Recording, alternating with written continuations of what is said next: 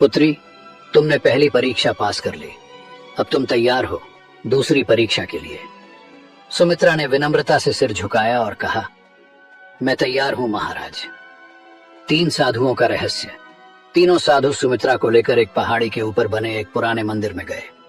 यह मंदिर देखने में साधारण था, लेकिन वहां एक अजीब सी ऊर्जा महसूस हो रही थी। जैसे ही सुमित्रा ने मंदिर के द्वार पर कदम रखा, उसे अपने शरीर में एक हल्की कंपन महसूस हुई। तभी ध्यानानंद ने कहा, अब समय आ गया है कि हम तुम्हें अपने वास्तविक स्वरूप के बारे में बताएं। सुमित्रा चौंक गई। आपका वास्तविक स्वरूप? ज्ञानानंद ने अपनी आंखें बंद की और अचानक उनके शरीर से एक तेज प्रकाश निकलने लगा। उसी क्षण कर्मानंद और ध्यानानंद भी प्रकाश से घिर गए। कुछ ही क्षणों में उनके सामने साधारण मनुष्यों के बजाय 3 दिव्य प्राणियों की आकृतियां खड़ी थीं। वे देवता थे। सुमित्रा विस्मय से देखती रह गई। वह कुछ कह ही नहीं पाई। कर्मानंद बोले, हम साधारण साधु नहीं हैं पुत्री। हम तीनों ब्रह्मा, विष्णु और महेश के दूत हैं और इस पृथ्वी पर कुछ विशेष उद्देश्यों के लिए आए हैं।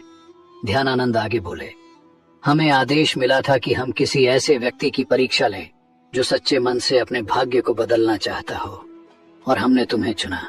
सुमित्रा की आंखों में आंसू आ गए। उसे अब समझ में आ रहा था कि ये साधु कोई आम संत नहीं थे। दूसरी परीक्षा, त्याग और समर्पण। ज्ञानानंद ने कहा, तुमने डर पर विजय पा ली, लेकिन अब तुम्हें एक और परीक्षा देनी होगी, त्याग की परीक्षा। सुमित्रा ने पूछा, क्या त्याग करना होगा?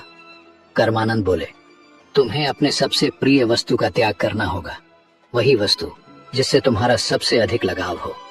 सुमित्रा सोच में पड़ गई। उसके पास वैसे भी कुछ नहीं था, मगर फिर उसे अपने पति की तस्वीर याद आई। हरिप्रसाद की मृत्यु के बाद वही एक चीज थी जिससे वह खुद को जोड़ कर रखती थी। जब भी वह दुखी होती, उस तस्वीर को देखती और अपने पति को याद करती।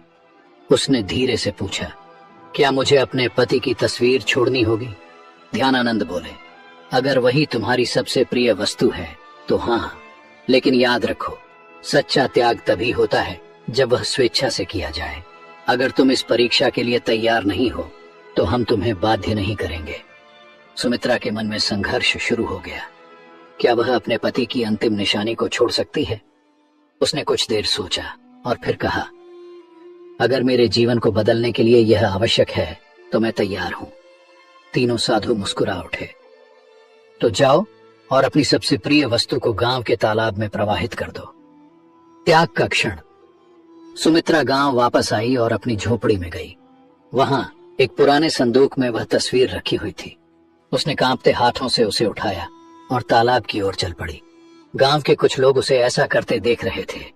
वे आपस में बातें कर रहे थे, अब यह पागल हो गई है, अपने पति की तस्वीर क्यों फेंक रही है? लेकिन सुमित्रा ने उनकी बातों पर ध्यान नहीं दिया। उसने धीरे से तस्वीर को पानी में प्रवाहित कर दिया।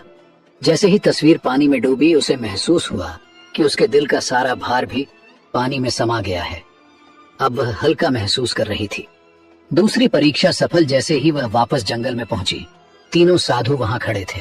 ज्ञानानंद बोले, पुत्री, तुमने त्याग की परीक्षा भी पास कर ली। अब तुम उस बंधन से मुक्त हो चुकी हो जो तुम्हें अतीत से जोड़कर रखता था। सुमित्रा को अब सच में लगने लगा कि उसका जीवन बदल रहा है। ध्यानानंद बोले, अब तुम्हारी अंतिम और सबसे कठिन परीक्षा बाकी है। सुमित्रा ने सिर झुका लिया। मैं तैयार हूं महाराज। तीसरी और सबसे कठिन परीक्षा। सुमित्रा ने भय और त्याग की परीक्षा पास कर ली थी। अब वह पहले से कहीं अधिक मजबूत और आत्मविश्वासी महसूस कर रही थी, लेकिन उसे नहीं पता था कि उसकी सबसे कठिन परीक्षा अभी बाकी थी। तीनों साधु मंदिर के भीतर खड़े थे। जब सुमित्रा वहां पहुंची तो ज्ञानानंद ने गंभीर स्वर में कहा, पुत्री, अब तुम्हारी अंतिम परीक्षा का समय आ गया है। सुमित्रा ने सिर झुकाकर कहा, मैं तैयार हूं महाराज।